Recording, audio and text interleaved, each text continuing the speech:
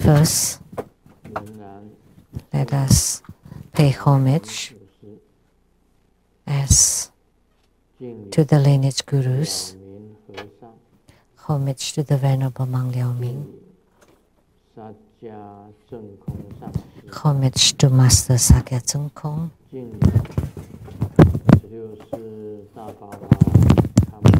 homage to His Holiness the 16th Karmapa, and homage to Master Dupten Tarji. Homage to the three jewels of the altar.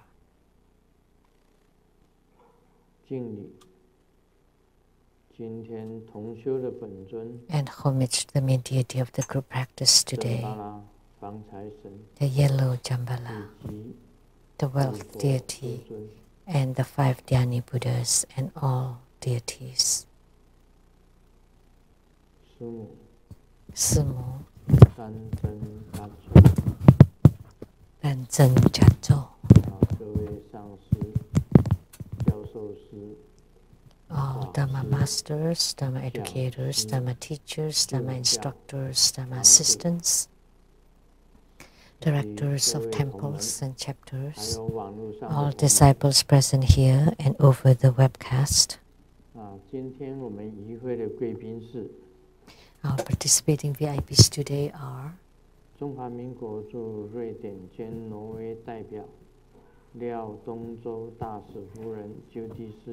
Madam to Ambassador Daniel Liao, the rep from the Republic of China to Sweden and Norway, Dharma Sister Judy, accountant to the Buddha Foundation, Dharma Sister Teresa, Dr. Zhang,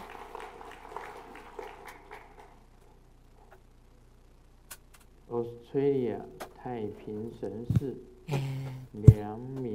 Justice of Peace from Australia, Dharma Brother Liang, Australia, and the attorney from Australia, Dharma Brother Ma, the producers for the Geni Densang Shinten from CTITV Taiwan, Dharma Sister Rebecca Suyachi, PR Director of True Buddha School Taiwan Temple, Dharma Brother Fermi Wang,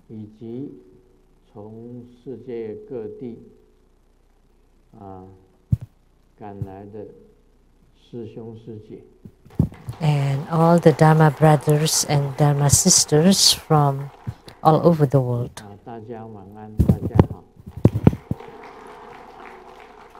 Good evening, everybody. How do you do?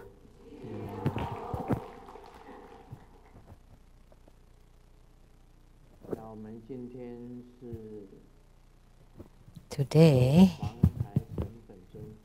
we did the practice of yellow Jambala. And as we know, tomorrow at the Rainbow Temple, there would be the Vaisravana, or the wealth treasure deity. And the outfit should be all yellow for today and tomorrow, and also for the autumn grand ceremony, which is of the Tsongkhapa, and there would also be yellow robe and yellow crown. So recently we can just wear yellow. So next Saturday there would be the grand ceremony.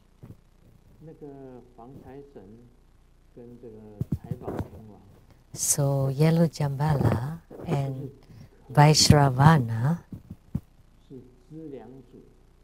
they are both wealth deities.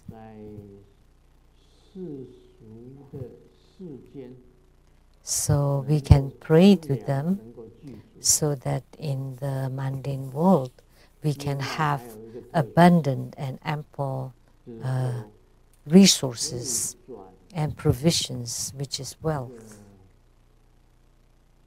and good fortune. And it can also turn adversities into something that goes smoothly. So which means if you encounter lots of obstruction and difficulties, by becoming the primary supplicant, things will turn around and will go smoothly. And Tsongkhapa's first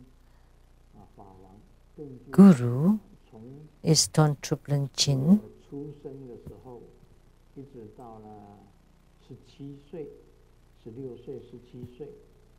So from he became ordained until about 16 or 17, his guru was Don Lu-Ling Shen. And he told the Tsongkhapa that in your life you would encounter a lot of negative or unsupportive or adverse affinities or people, basically. So remember that you need to practice Vaishravana or Yellow Jambala, that it will turn adversities into supportive affinity. So that's what Don Lu-Ling Shen Rinpoche told Lama Tsongkhapa. So when he was practicing, when he was building the Maitreya Great Hall or temple, he did not have enough money or resources to do so. So he practiced Yellow Jambala and Vaishravana. And afterwards, many people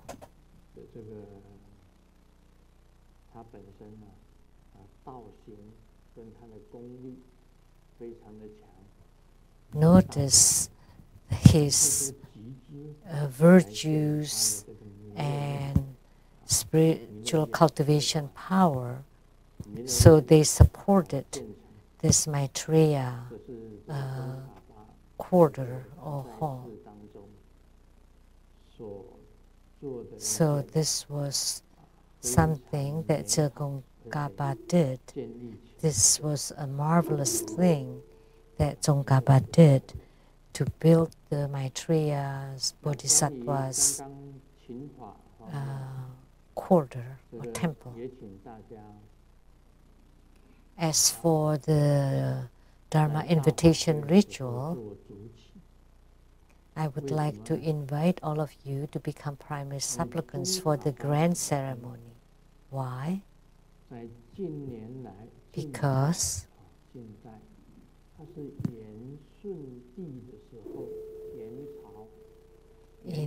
recently he was born during the Yuan dynasty at the time of the Yuan Sheng emperor.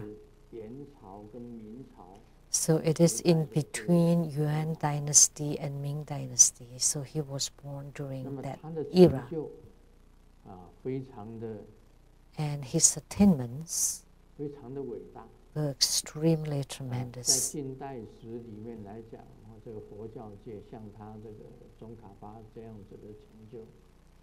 In today's world, today's Buddhist world, it's very rare and few to have someone like Tsongkhapa. So the red, white, Sakya, and yellow sects are combined, and he compiled and connected all the sutric and tantric teachings of all the 4 sects of tantric Buddhism as well. This is extremely rare. Most people, if they practice sutric Buddhism, they would oppose the tantric Buddhism or vice versa. But only during Tsongkhapa's time that he embraced both the sutric and tantric Buddhism. So he had extremely great, meritorious deed. Tsongkhapa had many secrets. His origin was a secret.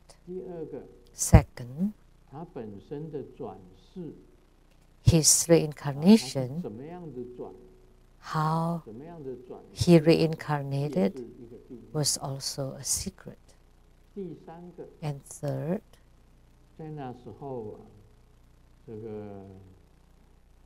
during that time, during the era of Tsongkhapa, there was the 5 treatises of Maitreya Bodhisattva and also the Madhyamaka of Nagarjuna. So what was popular then was the Mula, Madhyamaka, Sautrantika, and Prasangika.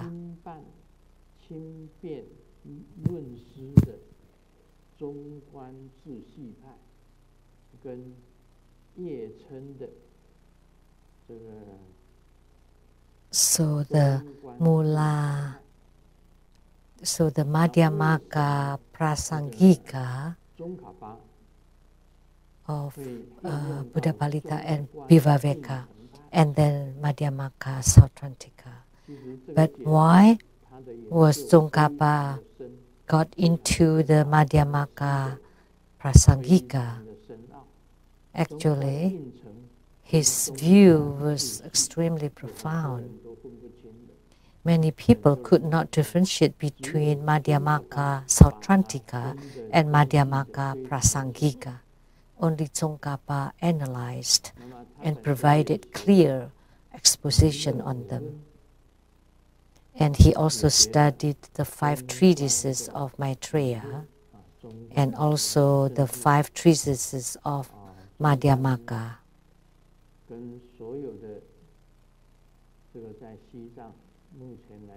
So, in Tibet, what was popular in Tibet,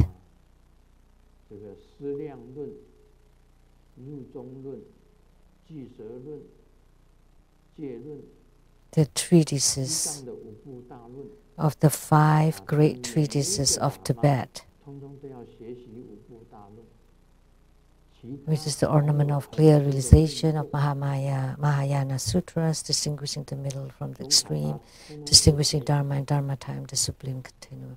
So Tsongkhapa studied them all, and also on the, and this is also a secret about Madhyamaka, Sautrantika, and Madhyamaka, Prasangika, how he entered into its depths and understood and received the instructions from Manjushri Bodhisattva. These are all the secrets. These are all secrets. And the first one that he encountered were the 35 Buddhas. When he was in retreat for 6 months, he met the 35 Buddhas without heads. So he did not have any other way other than to pray to Manjushri Bodhisattva. And then Manjushri Bodhisattva instructed him to chant, and then to chant the Buddha's name. And then the heads of the 35 Buddhas appeared. So the image and the mudras of the 35 Buddhas were all painted or drawn based on Tsongkhapa's instruction.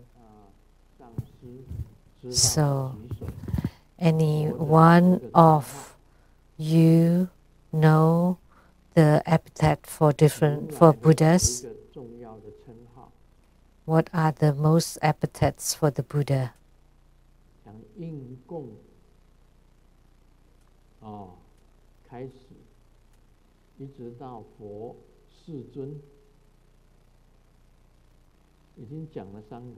From the should be offered to the Buddhas. So please stand up and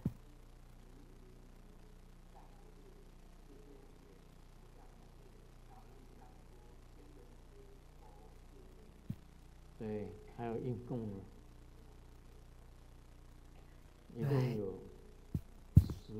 10 of them. Tathagata, worthy of offerings, truly awakened, fully clear in conduct, well gone, understanding the world, unexcelled leader, trainer of men, Buddhas, world honored one. So Manjushri instructed Tsongkhapa to recite these 10 epithets of the Buddha and then the names of the 35 Buddhas, and then the 35 Buddhas would show their complete appearances. So usually you chant Hai King Kuan Yin Sutra, but at the time of extreme urgency, you need a few minutes to chant Hai King Kuan Yin Sutra. From Hai King Kuan Yin Sutra to Namo the Buddhaya, Namo Dhammaya, Namo Sanghaya, until the end.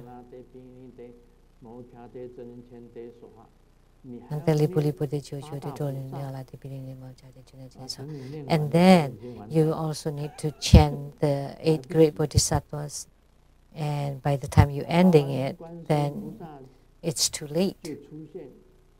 So Hai King Kuan Yin Bodhisattva would appear, but at an extreme urgency, and in this urgent situation, when you want to pray to her, you can just chant one statement. Namo Gawang Guan Sin Jing, which is Namo Hai King Kuan Yin Sutra. That's it. But normally you chant the Hai King Kuan Yin Sutra in completion. But at extreme urgency, when it's dangerous, extreme danger, then you just chant the name of the sutra, Namo Hai King Kuan Yin Sutra. I was instructed by the Hai King Kuan Yin Bodhisattva about this. Normally,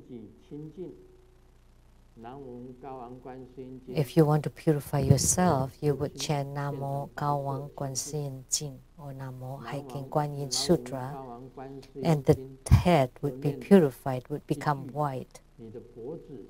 And you recite again Namo Hai King Kuan Yin Sutra, the throat would be white and clean and purified. And then you recite again Namo Gawang Guan Sin Jing, the upper body would be purified. And then you recite again Namo Hai King Kuan Yin Sutra, the lower body would be purified. And then you recite again Namo Hai King Kuan Yin Sutra, the upper legs would be purified. And then you recite again Namo Hai King Kuan Yin Sutra, the lower legs would be purified, and then the whole body will be purified. So every morning, if you recite this, and your whole body from head to toes would be purified, and then you recite the sutra, and then you do your practice, and you would benefit even more. Or if you encounter something bad as you leave the house, then they will be eliminated. Then you will not be contaminated by them, by any of the negative or evil energies.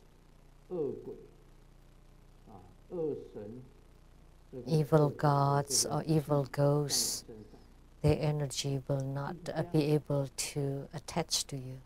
to go near you. So there are many secrets to many things. And what did Tsongkhapa, what secrets did Tsongkhapa have? I will talk about it at the grand ceremony. If you become the primary supplicant, you create affinity with Tsongkhapa. Then you can transform. In the least, you would be able to transform any adverse affinities into good affinities. And for the highest attainment, you will be able to attain Buddhahood in this lifetime, in this body. All the same, you can also attain Buddhahood in this lifetime, in this body. That's the highest attainment. But in the least, at the lowest attainment, you would be able to transform negative affinities into positive affinities.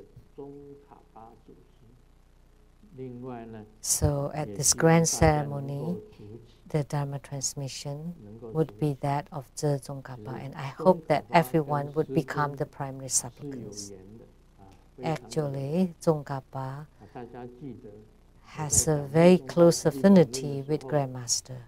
As you remember, when Grandmaster was expounding on the development stages of Tantrayana, at the very beginning, prior to the opening of the exposition, Lama Tze Tsongkhapa appeared in the space and radiated a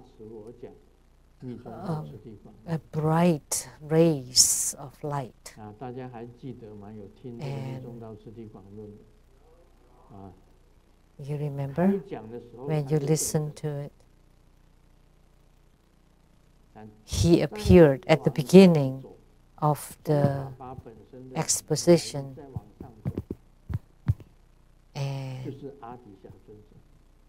and then before Tsongkhapa, the origin was Adisha, Dipamkara. So Adisha, Dipamkara, Tze Tsongkhapa, these are all very closely related. Because at the time of Tsongkhapa, he believed that he had the lineage of Kadampa, or that Atisha, of the Atisha. So he personally believed that he held the lineage of Atisha in the Kadampa. So that was the new Kadampa. He established Gelugpa, which was the new Kadampa. So that was the lineage.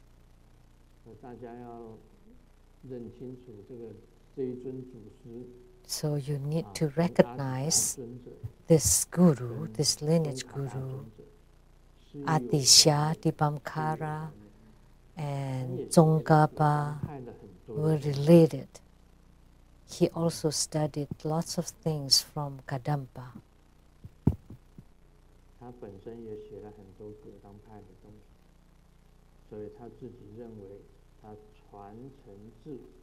So he was under the belief that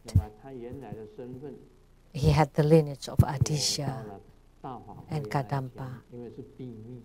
And his true origin is a secret, and I will talk about it at the grand ceremony. I cannot say it now, otherwise there will not be any novelty during the grand ceremony.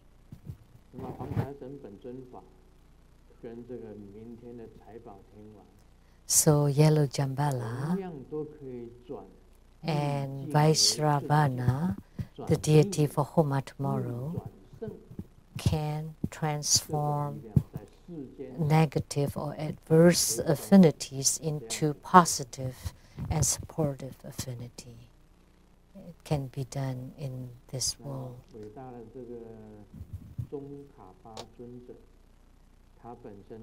So the great Tze Tsongkhapa, primarily he paid respect in many gurus, numerous of them, and the ones that he took refuge in, that he relied on, the primary ones was 14 of them. And on top of those, there were numerous gurus, countless of them. And the most important ones there were 3 of them who raised him from he was little, Lu-Ling Shen Ching, and then the other guru was Rendawa Chonulodro, a Sakya guru. So Jetjun Rendawa, this was one of the most important or the primary guru. And the one who transmitted Manjushri instruction is Lama Buapa, the one who could transmitted the instructions of Manjushri Bodhisattva to Tsongkhapa. These were the 3 most important gurus of Tsongkhapa.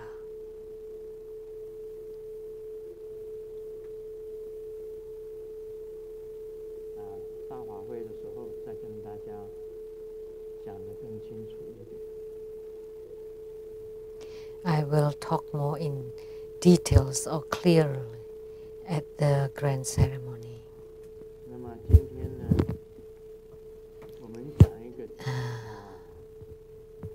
Today, we will talk about the other key formulas. Still talking about the inner fire. See, the other key formulas. In the beginning of the practice, perform mandala and 100-syllable mantra. Mandala is extremely important. We were negligent. Why mandala offering is extremely important? Manjushri Bodhisattva told him,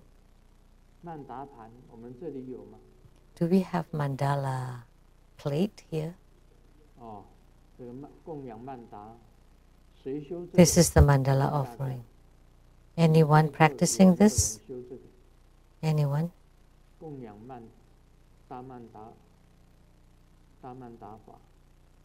Great mandala offering. Anybody? Anybody?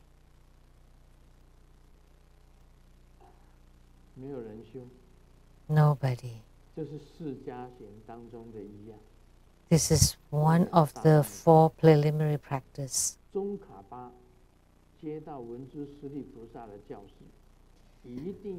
So Tsongkhapa received the instruction from Manjushri Bodhisattva that he had to practice this great mandala offering. This is one of the 4 preliminary practices, right? Did you practice this? It's okay to use rice or using gems and jewels. Most importantly, at the center, the highest point, that's the Mount Sumeru. And below it, 1, 2, 3, 4, 5.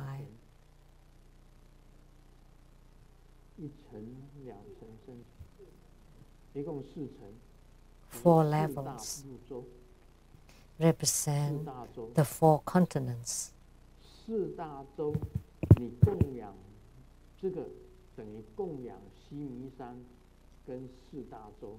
So by making this offering, you offer to the Mount Sumeru and the four continents, and including all the Buddhas, Bodhisattvas, and divinities. So once you make offering to all the Buddhas, Bodhisattvas, and all the deities inside this great mandala offering set, then this is the best way to accumulate merits and good fortunes. And this is called the Great Mandala Offering in Tantric Buddhism. Anybody that has practiced this would have their resources increased tremendously. So first you perform this mandala, which is this, and 100-syllable mantra. So what is the 100-syllable mantra? Is for repentance. Repentance for all your past deeds. That's also 4 preliminary practices. Great mandala and great prostrations, 4-fold refuge, and the 4 immeasurables. They are considered the fundamental or preliminary practices. And the 9 postures of the contemplation is the same as above. And that's the Vairocana's 7 postures plus 2 more. That would be the 9 postures of meditation. Especially the crucial point of sitting upright with the legs crossed.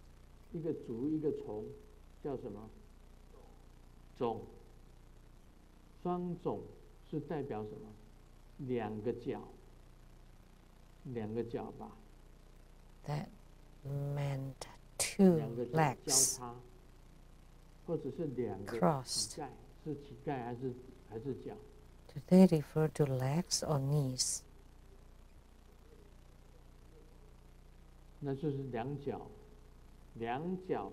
So, with legs crossed and both hands on the knees, and the 6 mudras of the furnace for the external body, the 6 mudras for the internal channels, and the 6 mudras for the secret body, for a total of 18 mudras.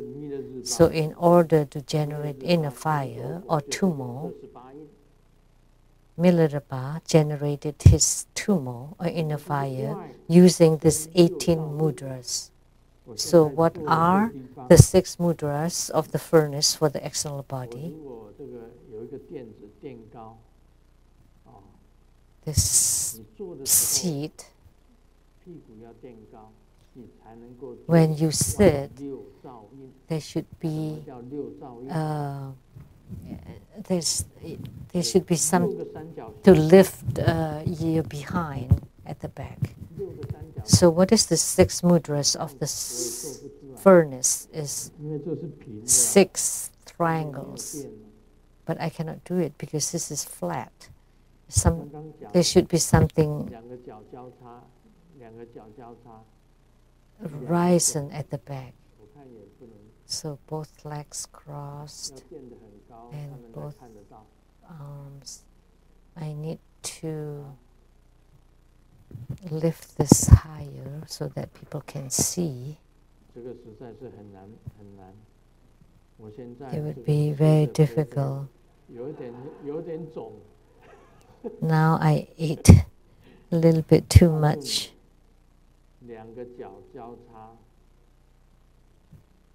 So cross both legs.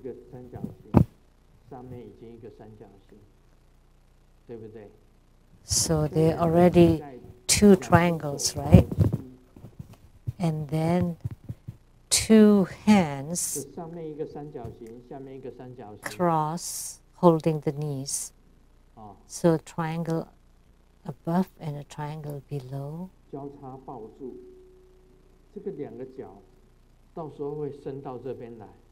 And then the 2 legs would come up to the chest 1 triangle, 2, 3, 4 triangles, 5 and 6. So that's the 6 mudras of the furnace, or 6 furnace mudras for the external body. Furnace. And the navel chakra inside, also 6 furnace mudras. Below it, there's a triangular, right?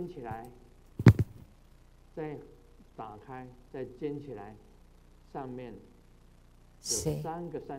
So 3 triangles and 3 triangles below, and at the center there's a Dorje Patmu.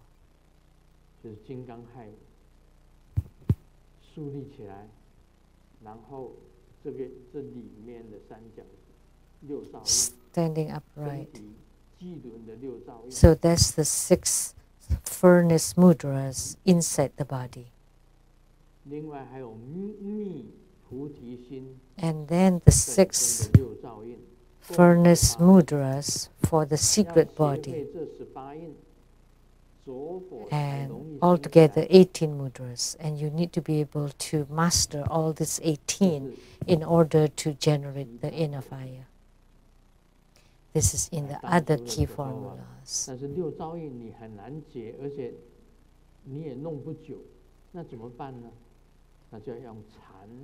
So it's very difficult to keep this 6 furnace mudras for a long time. So you need to use like a cloth belt to bind your own body around your legs, around your arms, and to push on the navel area. And then you perform the Treasuries Energy Yoga to enter into the central channel and to ignite the inner fire. So today what we are talking about on the other key formulas, and this is it.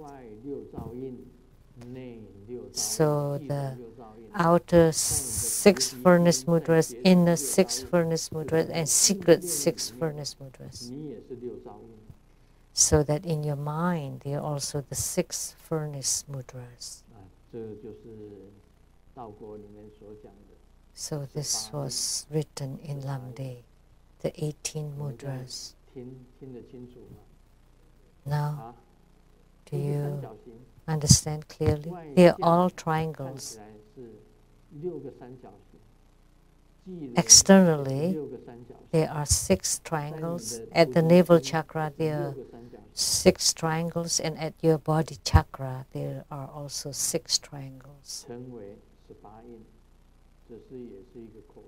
For a total of 18 mudras.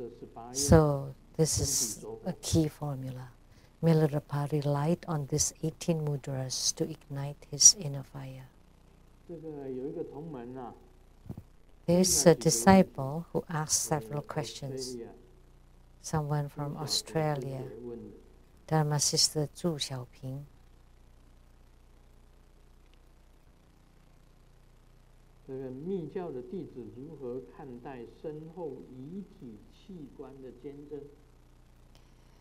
How should a tantric disciple view organ donation?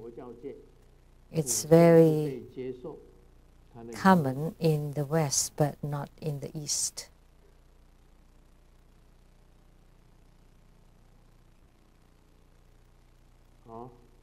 It is common and accepted in the West. And he wrote,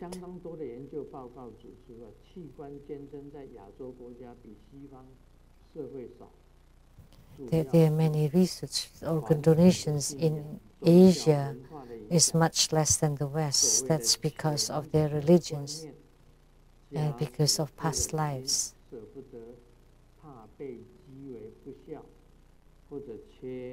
Their family members are afraid that they would be accused of for lack of filial piety, or that they may suffer during their rebirth because of this. But let me tell you, it is actually as you wish. It's up to you. In Tantric Buddhism, there are few for lineage gurus or for sadhakas to donate their organs after death,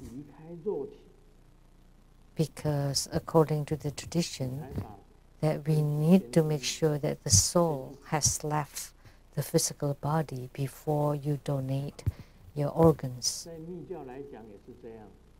In Tantric Buddhism, it's the same.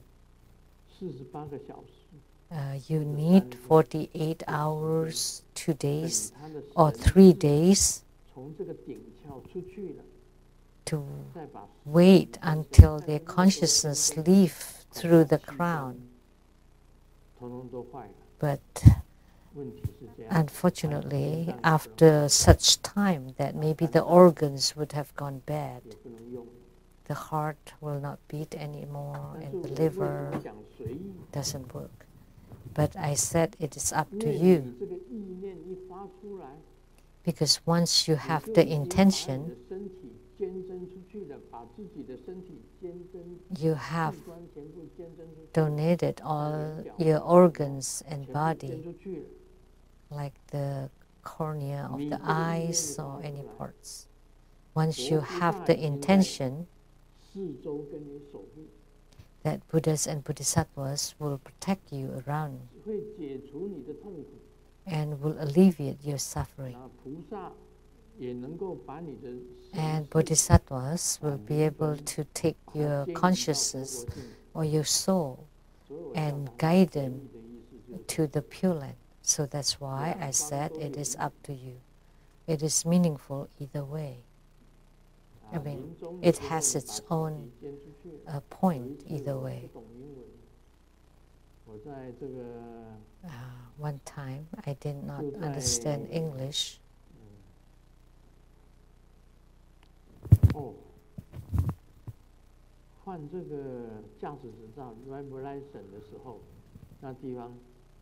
At the driver license place, I was, and someone asked me if I want to sign. And I thought by signing I would get my driver license. And then Simu walked by and said, "Please don't sign." I said, "Why not?" That's for the organ donation, that you agree to donate your organs. So if you sign, then if something happens to you, then you would donate your organs. That's at the place where you extend or get your driver license. Good thing that Simu understood English. But it's okay if I signed at that time too. Because if you have accident, all of a sudden you donate your organs, that's fine too. Because you have had accident. It's better to have your cornea for people, or if you have good liver or kidneys or heart, for other people to use. So they would go to other people's bodies, and Buddhas and Bodhisattvas would radiate light and guide your consciousness to the Pure Land. So that's why, in my opinion, either way is fine. It's up to you.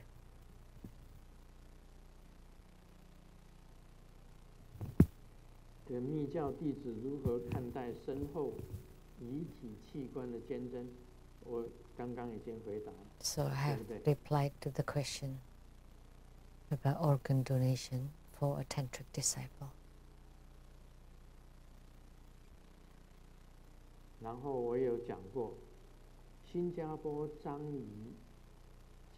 And I have said that the prisoners on death row at the Zhang Yi prison in Singapore, They took refuge in Grandmaster and single-minded in chant the Guru Mantra and hiking Kuan Yin Sutra, and many of them donated their organs. And upon cremations, they had colorful sariras and sarira flowers. So, because they were prisoners on death row, and in Singapore they would be hanged.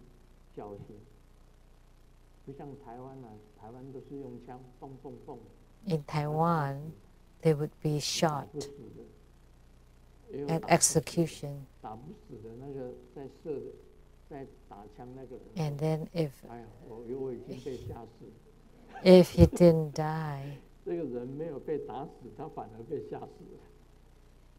the person being shot did not die sometimes, but the person who shot died of surprise. And there is a body sacrifice, like say in the Chot tradition of Machi Lapdron. And in Tantric Buddhism, we also have that practice too. It's fine. 第二个问题，以佛教的角度看，安乐死是属于自杀还是他杀？是自杀还是他杀？And for the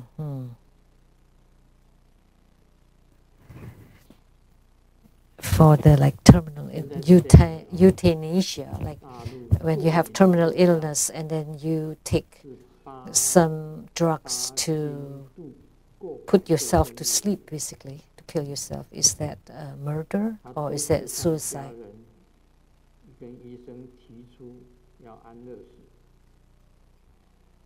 Someone in Australia wanted euthanasia.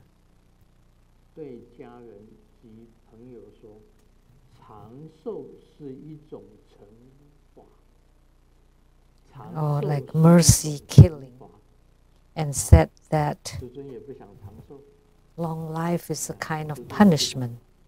And Grandmaster also doesn't want to live a long life. Now I know I will die, what year I will die.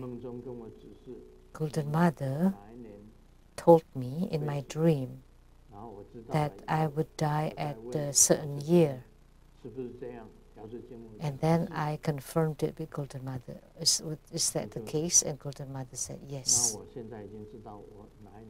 So now I know what year I will die. But I will not tell anybody.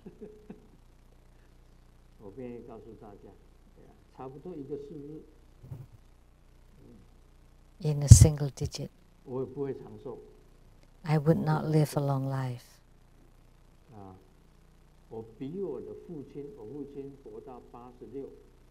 My father lived to be 86.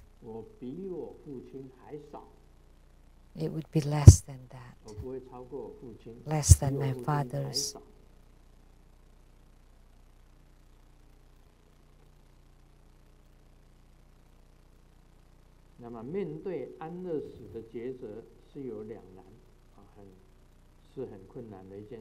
So it is extremely difficult to face euthanasia. And I have given the teaching in the past.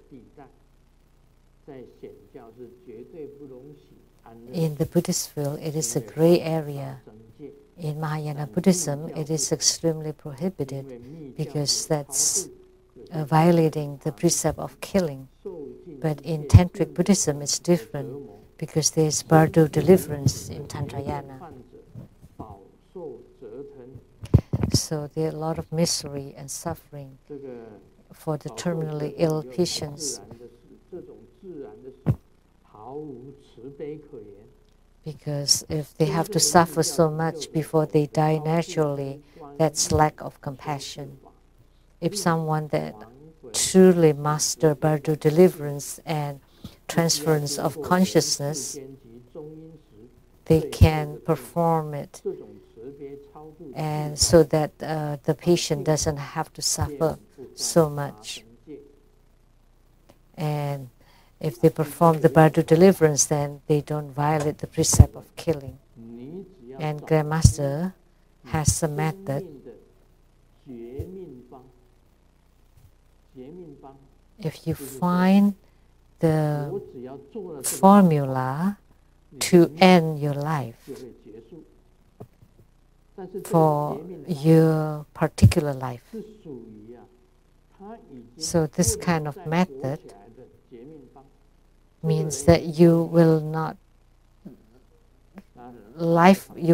be enlivened again.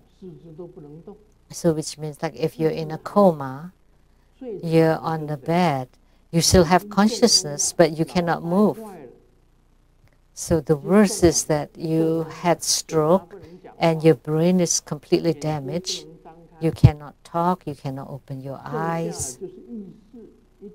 What's left is just a slight consciousness, but the body is still good. The heart is normal. The blood pressure is normal. And all the heart, liver, kidneys, lungs, a spleen, they're all normal and healthy. But because of the stroke and your brain, your whole body cannot move anymore. So the person just laid in bed. So I taught this method and just find the formula for ending your life. And then if you do it in 3 months, very fast, then he would leave. But the wife and the son said, this is too cruel. This is too cruel. Well, if you want him to continue to live, then what can you do? Then he would definitely be just in coma, in bed.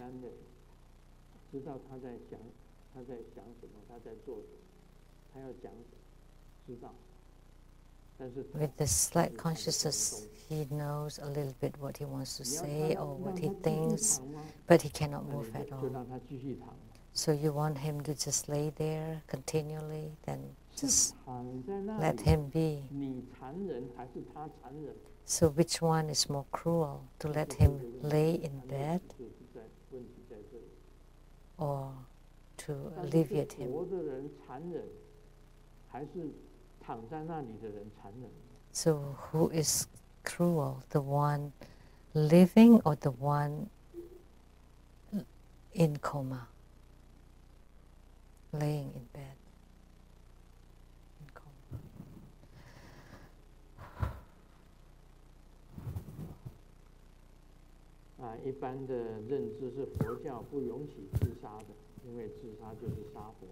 Most Buddhist viewpoints cannot commit suicide because that's the same as killing a Buddha. But in the sutras, it was recorded that Sakyamuni Buddha once permitted 3 monks to kill themselves. Huh? Because they attain arhatship. I'm sorry, I missed that. Of course, there's explanation for this too. And from my viewpoint about euthanasia or mercy killing, it's up to you.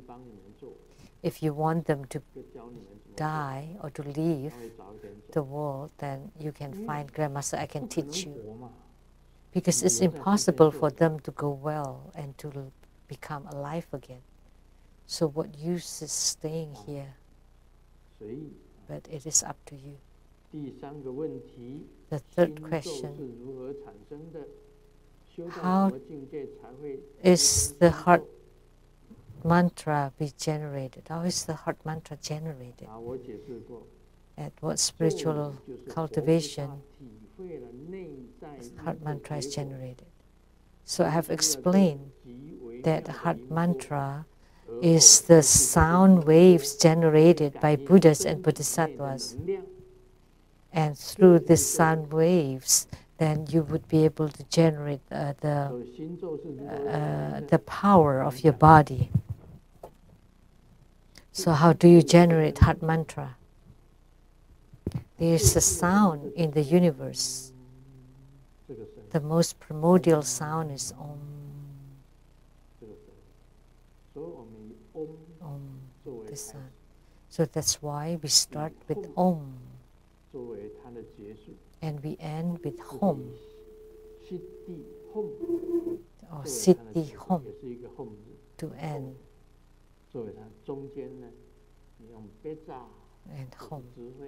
And in the middle, if you use Beja, that means wisdom, or the name, like Vishnuya, the name, or Ganesh, his name, Brahma, that's his name, many names, or Marichi, that's her name, Saraswati, that's her name, Saraswati. So starts with Om,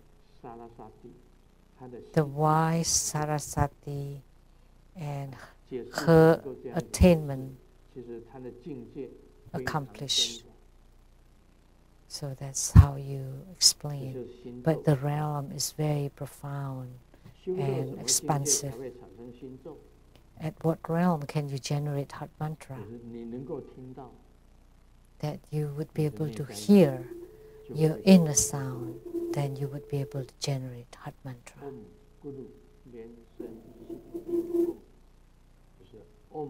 Om Guru Lien Seng Siddhi Hom. Om, the boundless universe. The Guru who attained wisdom, and his realm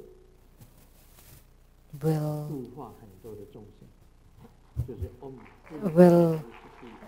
have attainment in the future and deliver many sentient beings. So that's the meaning of Om Guru Lien Seng Siddhi Hom.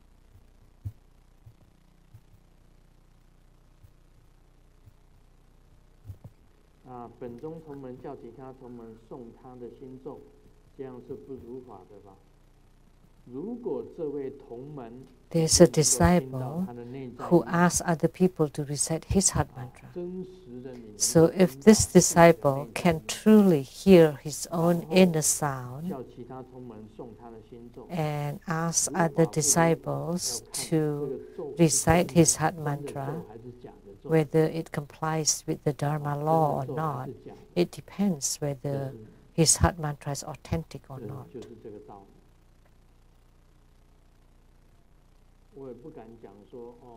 So that's how it is.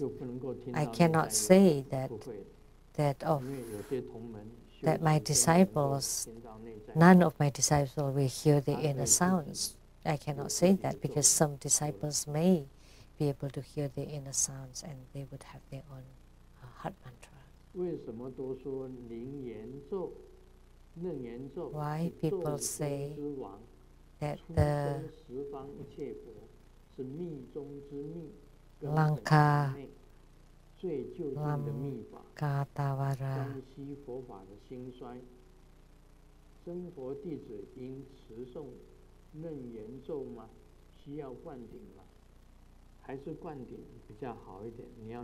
Do you need empowerment to recite this mantra? Lanka Samvara. There are many mantras inside. I cannot say if it is authentic or not, the sutra.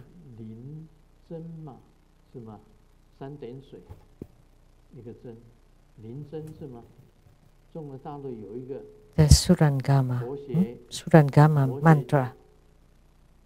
Surangama Dharani.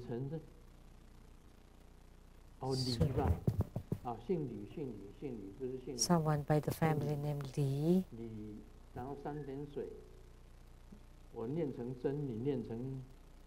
How do you pronounce that name? 我也没有查过字典。总之我按照我的方法，它好像象征的真啊，但是是3点水，叫念什么 ？How do you pronounce his name? 你们语言 Surangama mantra. 国文底子好的，3点水，一个，然后像征求的征一样，叫什么？啊？李真还是李成？李真 or 李成？都一样。Anyway, it's all the same. 无边呐，无边读中间，有边读边，无边读中间。好了，在大陆上。So you recite the radical. 李成，好。So you say 李 成 成. So 李成 ，OK. Neither I or he was right from mainland China. He's very well educated and he did research on Surangama Sutra. And he wrote a book about resolving the falsehood of Surangama Sutra. Have you read the book?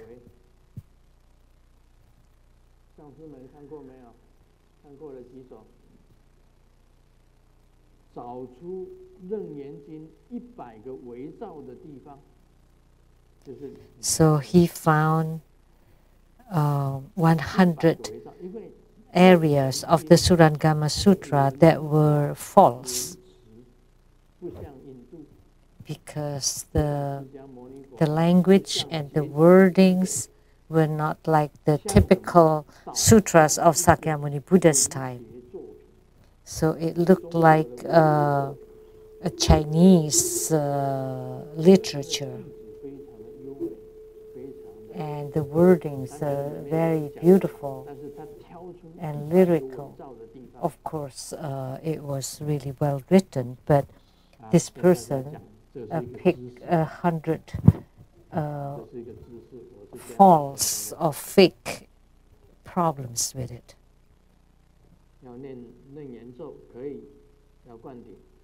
So it's okay for you if you want to recite the Surangama mantra, but you need empowerment for it. How come you have never read the books that I read? The 100 falsehoods of Surangama Sutra. So, question, do you need Bardo deliverance after you're being reborn into the Buddha land? Do you still need to cultivate spiritually after being reborn in the Buddha land? If once you get to the Buddha lands, it's non-returning. But before you attain Buddhahood, you still need to cultivate spiritually there. So even when you're reborn in the Pure Land, you still need to cultivate spiritually, but you can attain Buddhahood very fast. So Buddha Land, very happy country. West Buddha, very happy country. 你到了那个极乐世界。 If you get to the Western paradise or the realm of utmost bliss, whether you're born there with karma in the lower realms, or you're reborn there after you eradicate your karma, you still need to practice before you attain Buddhahood. So even when you're reborn in the Buddha lands, you still need to cultivate spiritually, but it would be very easy because there are spiritual companions around you. So do you still need Bardo deliverance? Let me tell you, the statement of Confucius is, you worship the gods as if the gods are there. If you respect your ancestors, you Bardo deliver your ancestors, you make offering to your ancestors. So like what the witch said, that people that have gone to the Buddha lands, those that she Bardo delivered, she said, she claimed that they have been gone to the Pure Lands, but if you believe her, then you would be dead because they are not in the Buddha lands, because she used ghosts. So instead they fell lower. And she also claimed that the realm of the XX Hall is the same as Maha Twin Lotus Ponds. How could that be? How could that be? So the ghosts of the 911 and the ghosts died from the tsunami in Aceh, Indonesia, with the same as Maha Twin Lotus Ponds? How could that be? How could that be possible? It's just whatever she said. Like my sister Sophia, she which Bardu delivered her and claimed that Sophia had become a Buddha by the name of the Buddha of the great knowledge. And a few days ago, I asked Sophia, because she's still living at my place, because she's staying around for 3 years. And I told her, hey, I've kept you for 3 years, because prior to your death, you asked me to keep you, and now I've kept you for 3 years. Where would you want to go? Why don't you just go? Don't live at my house anymore. But she said, no, I just want to live in your house. And I said, for how long? And she said, forever. And then I asked her, how many ghosts are in my house? 3. There are 3 ghosts in my house now. And I don't raise them. They came by themselves. But I kept Xu Ruiguang, Sophia, for 3 years, and she wanted to leave after 3 years, but now she changed her mind and she wanted to stay in my house forever. And there were 2 more. They like to live inside my fridge. That was strange. Why? Every time I walk by the fridge, then you would make this bang sound. The other day I walked by, a few days ago, every time I walk by the fridge, there would be a bang sound. And I have several fridges in my house, and they hid inside it. Why? Because cold likes cold, so they like cold. So they hide inside my refrigerator. So if you come to my house, please don't open the fridge. So after being reborn in the Buddha lands, do you still need Bardu deliverance? I think yes, because you respect your ancestors, so you worship the God as if the God is there. So by performing Bardu deliverance, as if we pay respect to the ancestors. So now, by having them Bardu delivered, I am respecting them. Doesn't matter where they go or where they are now. So like you don't listen to the witch, you know, because Sophia, she is in my house, and yet she said that she's gone to the Buddha land, becoming a Buddha. If someone who committed suicide can be Bardu delivered to become a Buddha, then I'd rather kill myself and have her Bardu delivered me and become the full Buddha. How could that be? She was captured by the ghosts, and I got her back and hid her in my house. How could she claim that she was Bardu delivered to become the great knowledge Buddha? How could that be? And she even gave a name. If she had such power, then I would just kill myself and have her body delivered. I wouldn't live long anyway.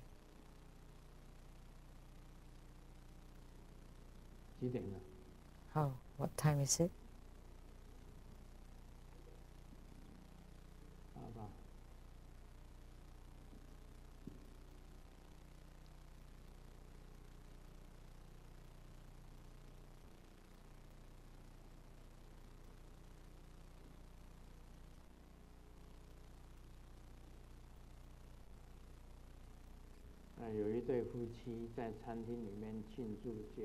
There's a couple who's celebrating wedding anniversary in a restaurant, and in a romantic atmosphere, the wife told the husband,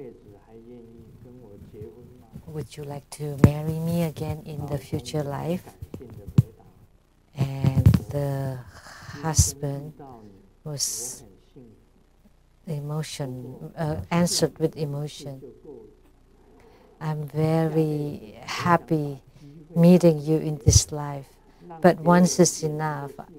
I will give the opportunity to another person in the next life so that someone else would be happy."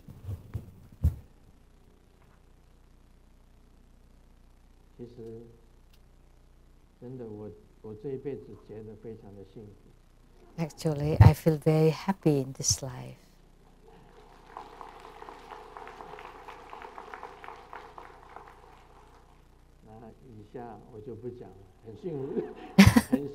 And then nothing to add because very happy. That's it. It's good to have two people to grow old together. That's not an easy matter. It's really not an easy matter. Extremely happy. This has helped me tremendously.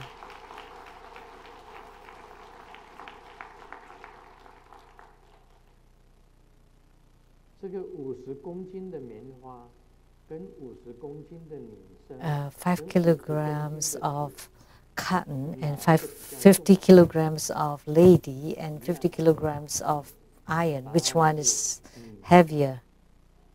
Is the girl, the woman. Why?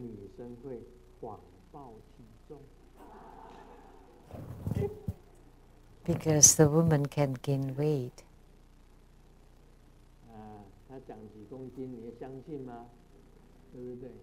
Oh, because she deceived her weight. Do you believe how many kilos she is? And she would say, "Oh, I've lost a lot of weight." But from the back, she looks the same. You know who I'm talking about, right?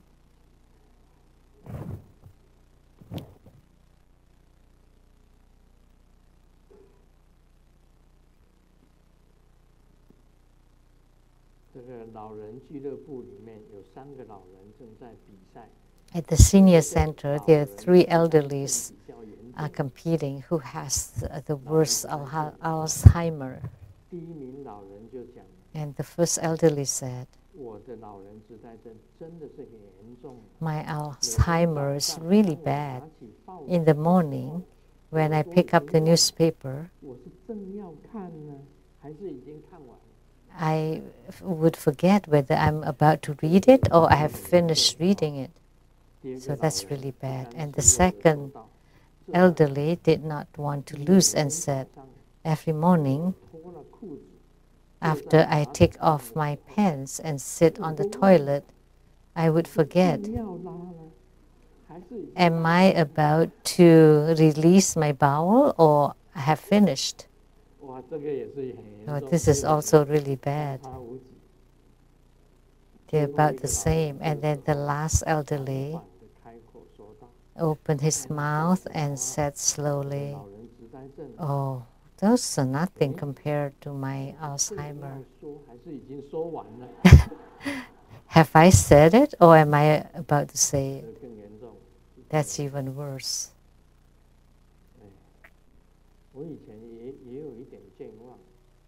In the past, I also have some memory loss. But recently, my memory has improved tremendously.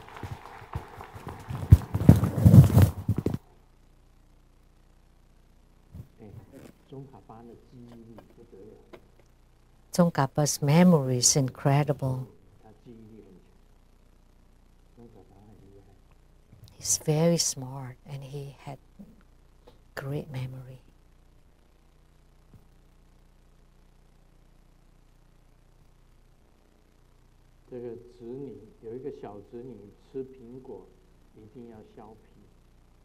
A niece would always peel the apple before she eats it.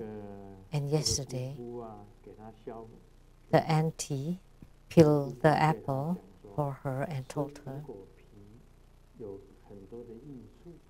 there are lots of benefits eating the apple peels. The nutritionists researched that, and the little niece could not quite understand, and then said, "Auntie, I'll just give you all the peels to you in the future." So you can't be like that, right? So in our Buddhist studies, you cannot go over or under. So like for Grandmaster do the practice according to a certain discipline. At what time I would do certain things. When to practice meditation, when to recite the sutras, when to perform the prostrations, and to do what at what time. It is routine. And I don't go over and I don't go under. Very stable and making progress. And this is the spirit of Buddhist study. If you're over, if you rush too much and you can't get anywhere sometimes. If you're too slack or too lazy, then you need to push yourself a little bit. If it's too much, then you need to decrease. It's the same with meditation. You cannot say, I want to meditate now. Meditate, meditate, meditate, meditate. Then it's impossible to enter into meditation. And you need to relax. Relax. Just to relax everything. But then you go like this. Then that's no good either. That's not meditation. That's falling asleep. So meditation is between tightness and slack. If it's too loose, then you tighten up. If it's too tight, then you loosen it. That's what the Buddha said. If it's too tight, it's like when you play on a lute or guitar. If it's too tight, then it would snap. But if it's too loose, then the sound is not right. It has to be just right, not too tight, not too loose. Then it would be just right. Om Mani Padme Hum.